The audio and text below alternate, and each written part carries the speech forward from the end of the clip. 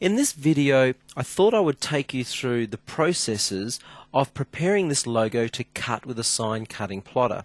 Now, this logo is not your everyday logo. It has a lot of fine points on it, and particularly if you had to cut a lot of these, you might want to simplify the cutting process. So I'm going to talk you through that, and if you are a regular sign cutter, you'll enjoy the processes we're going to learn here. I'll also look at a couple of special effects. But first of all, I simply want to show you how I've laid this out. I'm going to double click on my page border to bring up my options dialog box, and I just want to show you that I've set my page size to 2000 millimeters by 800. I'll just drop that to inches so you can see what it would be in inches as well.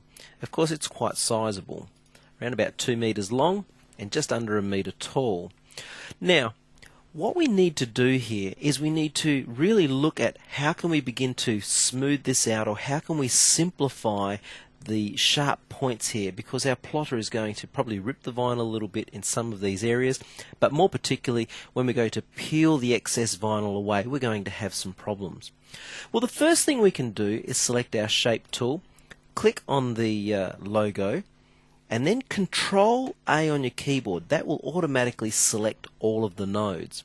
The first thing you'll notice is on the property bar, Reduce Nodes becomes available. So you watch all the number of black squares, and as we click Reduce Nodes, you can actually see a number of them begin to disappear. So that's just stage one. We simply should do that by default. Let me zoom back out a little bit more. Now, Control Z, I'll just undo that, and you can see the extra nodes come back. Control Shift Z, and I'll redo it, and you can see a number of those nodes disappear. So it does make a significant difference, particularly when you need to now go ahead and edit some nodes. The next thing we can do, I'll zoom back out a little bit further, is again we need to Control A, select all of the nodes. We can begin to smooth this out somewhat. So alongside the Reduce Nodes button, we've got the Curve Smoothness option. Now, as you begin to move this, I'll start at 1 and I'll slowly move to the right. Notice the blue outline there. So really we're ultimately changing the shape of the object. So the more I try to smooth, well, obviously the object just no longer looks correct.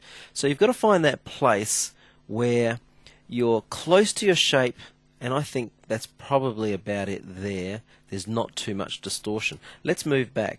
So F4 to zoom back out to my object. And that still looks fairly right. I can see it's been smoothed out a little. If I Control Z, undo that, you can see it's a little bit more edgy. Shift Z to redo that. That is a little bit smoother. Those ridges are now gone. However, as I move in here and I look, this still is too jagged, but you can see it has been smoothed out just a little. What can we do about this? Well, I'm going to show you a really interesting process. I'll zoom back out. What we're going to do is we're going to apply an outline to this object, then we're going to turn that outline into an object itself, and then we're going to use the outline of that to cut. So here we go. Okay, there's a number of steps to this process, so if you're following along you may even want to write them down. Well, first of all, I'm going to select my logo and break it apart. I'm then going to remove the fill color and right click on a color so I have an outline. Now I'm doing this so that I can see all of the objects that are inside of another object. The reason for that, if I just select those there, I want to select them all individually and cut them to the clipboard. So I'll quickly go around each logo, or each area. Finger on the Shift key and I'll select that one and that one there. Okay, there's one there. Now I need to select these because in a little while we're going to weld this object, and anything inside of another object will disappear because it's being welded. Now Control X cuts to the clipboard, so all of those pieces are now gone. Good. Control A selects everything. Let's recombine it together, and we can even give it the orange color again. Well, that's step one. Step 2, I'll zoom in really close to the pointed area here so you can see the effect of this. I'm going to make the blue outline really thick. So we'll come down here and select the Outline Pen dialog box, and we're going to select a line thickness of 3 millimeters. Now that's fairly thick. But here's what's important. we're going to choose rounded corners. Now when I choose this option and I click OK, can you see that the outline, every time it reaches a point or a corner, it's rounded, and that's the important part of this effect. So I'll zoom back out. F4 zooms to our object. What we're going to do is we're actually going to convert this blue outline to an independent object. So up to Arrange and down to Convert Outline to Object. Now I can grab my orange original and put that up there. Don't worry about things like this. They are really unimportant for this particular effect. Let me show you what this looks like. I'm going to zoom in a little closer here, and we're going to go up to View and Wireframe. Wireframe allows you to just see literally a wireframe with no colors or fills, etc., etc. You can see how we've got an inside line and an outside line. Well, that of course is because this was created from an outline. So that outline was originally in between these two lines, as you can see. Well, for sign cutting, we certainly don't want the two lines. We really only want to keep the outside line. So how can we do that? So F4, what I'm going to do is I'm going to select the logo, and I'm first of all going to break it apart. And watch this. All we need to do is weld, because everything that's inside of another object will disappear as part of the weld. So we click Weld, and look at that. Wasn't that easy? Now I'm going to paste back down from my clipboard those components that we cut away. Then all I'm going to do is select the whole thing and combine it back together, and I'll go back to my normal enhanced mode so we can see color, and there it is. In fact, I might even make it orange in color, and let's zoom in and have a look at the effect. Well, there you go. Look at those points. They've all been nicely rounded. You're going to have no problem picking the vinyl, and your plotter is easily going to cut this out. So that's a tremendous way of smoothing out a lot of dramatic ridges and points, etc. Well, I'm going to delete that. I'll zoom back out a little bit more, and now I'm going to show you how to create a drop shadow effect for sign cutting. I'm going to show you how to create a quick drop shadow effect out of vinyl, and we'll talk about some other things along the way. So select the logo, plus on your keyboard, and we're just going to move it up and to the left just a little bit, not too much. We can select the bottom one and choose a suitable Pantone color grey. In fact, I might even move that back a little. Now we're going to use the top logo to cut away the bottom logo. Really, it doesn't look very nice when you lay vinyl over the top of vinyl, and that's oftentimes what we do. Print out a grey one, then print an orange one, and just stick one on top of the other. Well, I don't want to do that. So select the top logo, finger on the shift key, select the bottom one, and we're going to use trim up here on the property bar. Now cut the orange one to the clipboard, Control X. Now that itself is not a bad looking effect, and you could really put a logo up that looks just like that. But what we're going to do is come up to Effects, and we're going to open the Contour dialog box.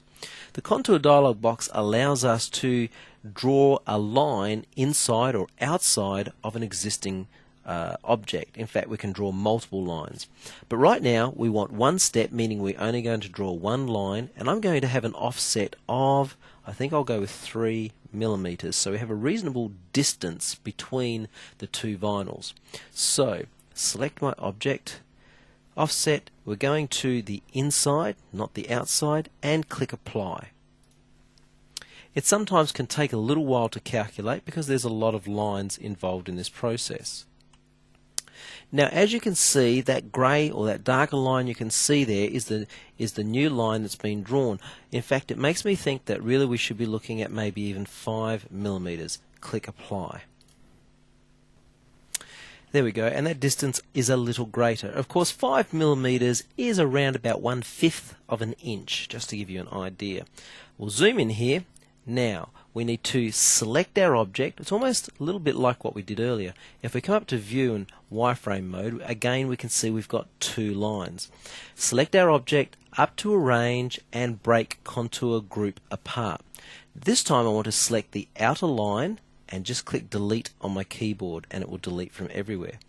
F4, I'll just pop this away, F4, and we'll go back to our normal view. Now, Control V, paste back down my original logo, and look at that. Can you see we've now got a gap between our drop shadow and our original logo? So it means we're not going to lay any vinyl over the top of itself.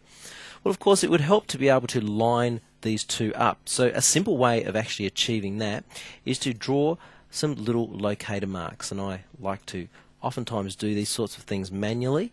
So I'll drag that down there, hit my space bar, and over there space bar, and then there. Then I'll select each one of them, and what we'll do is combine them all together.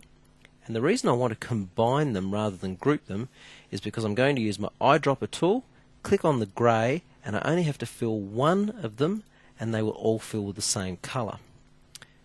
Right click to get rid of the outline colour. Now, I'm going to copy that to the clipboard, Control C, and then I'm going to group those with my bottom grey logo. So we'll group that together, then Control V, paste back down, and of course I'll grab my eyedropper tool, select that, finger on the Shift key, fill that one, and then we'll group that with the top logo. And group. So as you can see, I'll move them apart. We've got a locator point. So what that means is when I print my grey out, the little locator will print with that.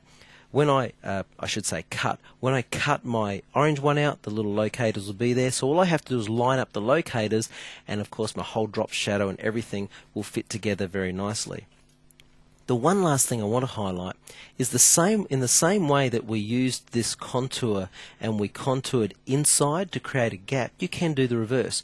You can contour on the outside, add an additional 1/5 of an inch or 5 millimeters, so that you're actually laying vinyl over the top of vinyl in a very fine line all the way around, and of course that can help overcome the issue of shrinkage, something that some signwriters want to work with as well.